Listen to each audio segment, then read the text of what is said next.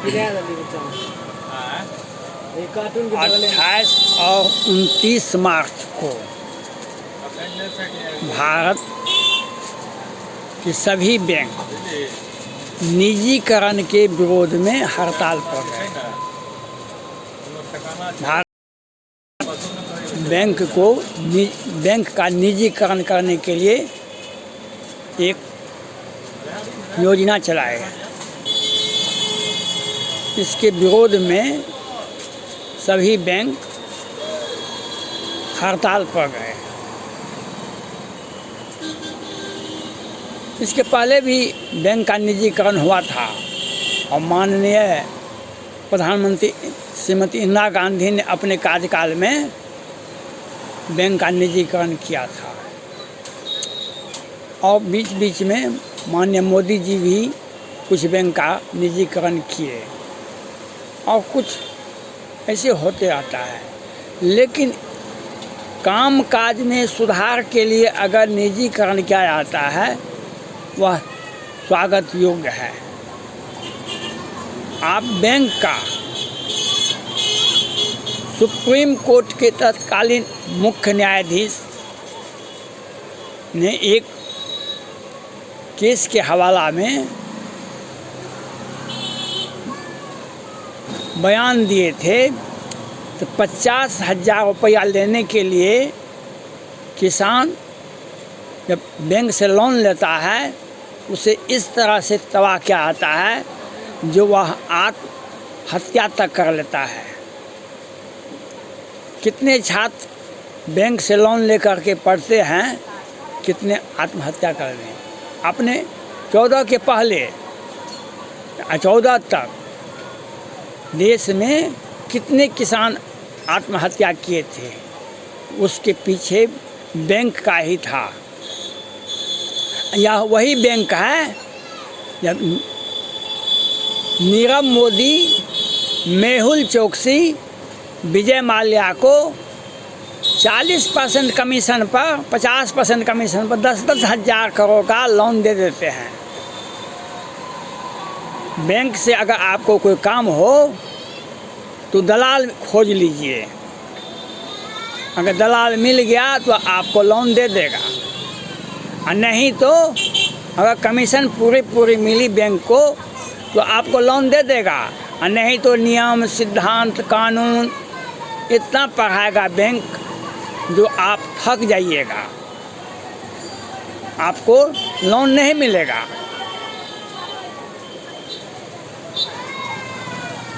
Loan नहीं मिलेगा एक और उसका लोन देने के पहले हमको रिकवरी करवाइए, उसकी व्यवस्था होनी चाहिए। लोन बैंक से लेना साधारण अवस्था में आम नागरिक के लिए बहुत मुश्किल है। मैंने खुद कोशिश किया, जो एप्पल का सेट लेना है बैंक से आगे मिले, हमको लोन लेना है मोबाइल के लिए, आगे बाजार में लोन पर मोबाइल मिल जाता है, आप ले लीजिए। हम कहे कि बैंक से हमको लेना है कर्जा और हमको एप्पल का सेट लेना है, वह नहीं दिया। कहा कि अकाउंट है इसमें, कहा कि नहीं। हम बोले हाँ अकाउंट है, दो बैंक में अकाउंट था, लेकिन हमको लोन नहीं दिया गया। और क्योंकि हम किसी और से बातचीत नहीं कर सके, जो कुर्सी पर बैठे हुए थे उनसे बात करने का कोशिश किए तो वो नहीं दिए। लेकिन बैंक का काज ऐसा है, अगर आपको उनके एजेंट दलाल से संपर्क कर लीजिए तो आपको अच्छी खासी कम मेहनत में ही आपको लोन मिल जाएगा, और नहीं तो ईमानदारी पूर्वक आप बैंक जाते रहिए। सरकार तो घोषणा करती है आधार कार्ड पर 5 मिनट के अंदर में 5 लाख रुपये का लोन मिल जाएगा, ये मिल जाएगा, ये मिल जाएगा। लेकिन इतना ही नहीं, केंद्र सरकार ने भी और 10 साल के बच्चा के लिए कोटा केंद्र सरकार ने भी कोरोना काल में भी लोन देने के लिए बहुत कोशिश की है। और बैंक भी सरकार को भी सरकार ने भी बैंक को आदेश स्पष्ट रूप से नहीं दिए हर हाल में कोरोना काल में व्यक्ति को ऋण के रूप में कर्ज दिया जाए बिना इंटरेस्ट का। और सुप्रीम कोर्ट ने भी कहा सरकार से, जो हर हाल में कोरोना से मरने वाले मृत व्यक्ति के परिवार को 50,000 रुपया दें। लेकिन कोई ठोस कार्रवाई नहीं की गई। अगर उस पीड़ित परिवार से भी अगर लोन लेने के लिए जाया जाता है बैंक के पास, तो बैंक अपना नियम निकालती है। मानवता की सेवा कोई करना इनसे नहीं है, ये व्यवसाय ही इनका मुख्य धंधा है। और आज जब निजीकरण का सरकार प्रयास करती है तो इनका विरोध करते हैं। यह ऐसा क्यों? आपको अपने कार्यक्रम में, अपने कार्य में सुधार लाना पड़ेगा। निजीकरण आज पूरे भारत में ही नहीं, पूरे विश्व में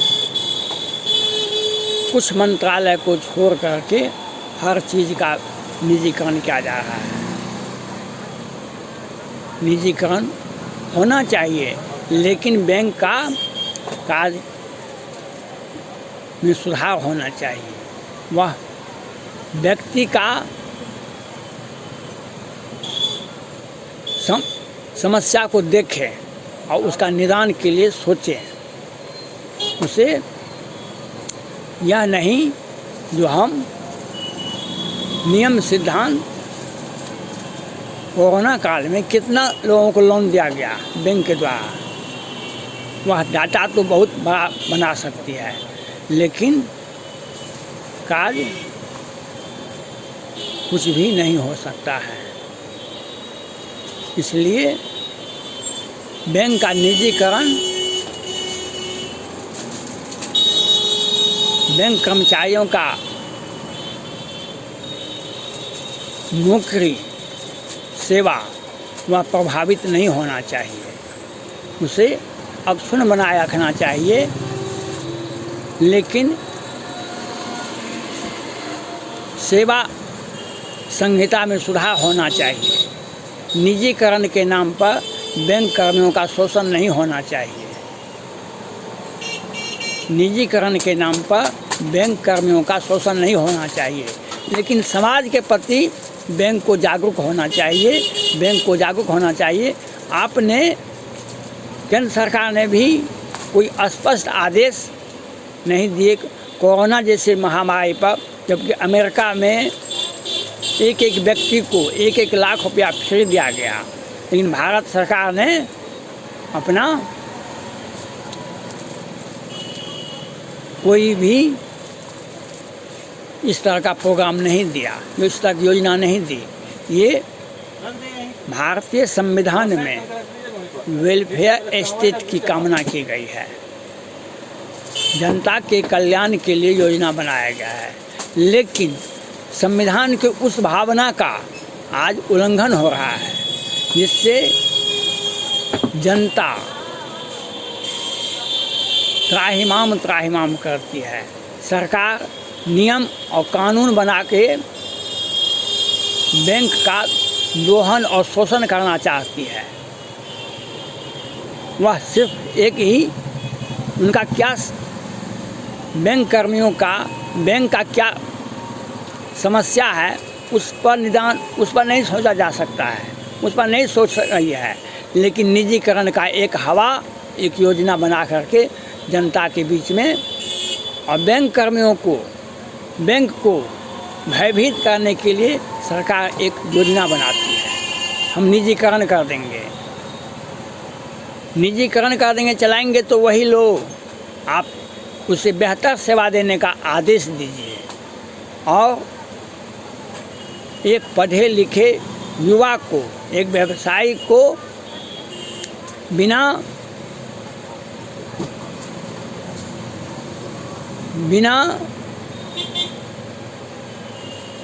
अधिक परिश्रम के बिना और सुलभ में ऋण मिलना चाहिए, उसे प्रोत्साहन मिलना चाहिए, उसे उसके साथ बैंक को और ऋणी को एक आपसी प्रेम भाव में रहना चाहिए, जिससे बैंक का पैसा भी नहीं डूबे और जनता का भी बैंक के प्रति विश्वास बढ़े। सिर्फ निजीकरण का एक भय दिखा करके बैंक कर्मियों का शोषण यह अनुचित बात है, लेकिन बैंक कर्मियों को भी आम नागरिक से सीधे उसे परेशान नहीं किया जाना चाहिए। 2 लाख का आप लोन देंगे, उसे 1000 बार बैंक के बरामदा पर बुलाने की आवश्यकता नहीं है। उस व्यक्ति का स्टेटस देखिए क्या कहता है। कोई भी व्यक्ति लोन, जब आप मेहुल चोकसी, नीरव मोदी, विजय माल्या को आप लोन दे सकते 10-10 हज़ार करो, एक साधारण किसान को, एक साधारण विद्यार्थी को इस तरह से तंग करते हैं, बैंक ऋण वसूली के नाम पर जो आत्महत्या तक कर लेता है। यही आपका मानवीय सेवा है, यही आपका धर्म है, यही आपका कार्य कुशलता है। ये सरकार को निजीकरण का बहाना बना करके बैंक का शोषण नहीं होना चाहिए। बैंक के विकास में क्या आवश्यकता है, इस पर सोचना चाहिए सरकार को, नहीं कि अब बैंक कर्मी को यह आप अगर अपने आप में सुधार नहीं लाएंगे तो निजीकरण तो 100% होगा, निजीकरण 100% होगा, जो आपको कार्य करते करते आप थक जाएंगे। इसके लिए आपको सोचना पड़ेगा, जनता का सहयोगी बनिए, बल्कि उसे फिनांसर के रूप में नहीं, एक सहयोगी के रूप में व्यावसायिक वर्ग हो, युवा हो, किसान हो, किसी को भी व्यक्ति को अगर बैंक के दरवाजे पर जाता है तो किसी भी परिस्थिति में उसे लौटाया नहीं आना चाहिए। सरकार का ये नीति होना चाहिए, बैंक का यह नीति होना चाहिए, अगर कोई व्यक्ति आता है उसे 1 से 2 बार में उसे लोन मुहैया कराना चाहिए।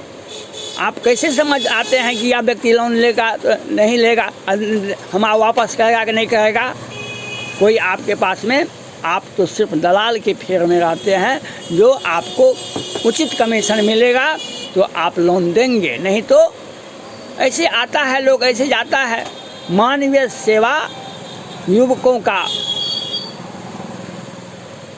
प्रोत्साहन नहीं, किसानों को प्रोत्साहन नहीं, बैंक विद्यार्थियों को प्रोत्साहन नहीं, बल्कि एक आप कर्ज के रूप में दे रहे हैं और उस पर भी आप अपने आप को उससे आशा भी रखते हैं कि हमको उसमें कुछ मिलना चाहिए। यह नहीं होना चाहिए। निजीकरण का मैं विरोध भी करता हूँ, और कर्मचारियों का अगर आप अपने कार्य क्षमता में वापस समुचित सुधार नहीं लाएंगे तो निजीकरण ये भारत की समस्या नहीं है, पूरे विश्व की यह समस्या है, निजीकरण होके रहेगा। धन्यवाद।